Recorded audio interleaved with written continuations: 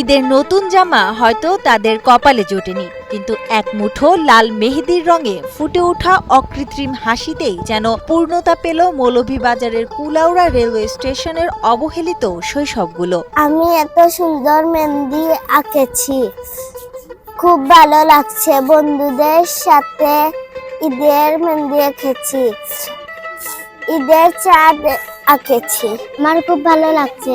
আপু তারা আমাদের মেহেদি দিয়ে দিয়েছেন, আমাকে খুব খুশি লাগছে। আগে আমি আমার অত সুন্দর মেহেদি দিছি না, এখন অত সুন্দর মেহেদি আমার এত দিছি, আমার খুব ভালো লাগে। আমি প্রতি বছর আমার বোনের কাছে মেহেদি পরি। আজকে আমার সহপাঠী বন্ধুদের সাথে এখানে মেহেদি পড়তে এসেছি, আমার খুব আনন্দ ও ভালো লাগছে। নিজের শৈশবের সেই আনন্দ ভাগ করে নিতে তরুণ উদ্যোক্তা হাবিবা ইসলাম ইমা ও তার বোন আলোর পাঠশালার সুবিধা বঞ্চিত শিশুদের হাত পরম মমতায় রাঙিয়ে দিয়ে মানবিকতার এক অনন্য দৃষ্টান্ত স্থাপন করেছেন। আমার ঈদের আনন্দটুকু আমি এই সব সুবিধা বঞ্চিত শিশুদের সাথে ভাগাভাগি করে নেয়।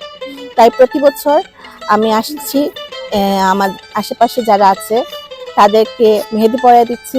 তাদের যে মেহেদি পরার যে আনন্দ, সেই আনন্দটা দেখে আমার কাছে সত্যি মনে হচ্ছে যে আমি আমার ঈদের আনন্দটুকু ওদের সাথে ভাগাভাগি করতে পারছি। হাতের নিপুণ কারুকাজে শিশুদের মুখে হাসি ফোটানোর এই উদ্যোগটি প্রমাণ করেছে যে অন্যের খুশিতে শামিল হওয়ার নামই প্রকৃত ঈদ।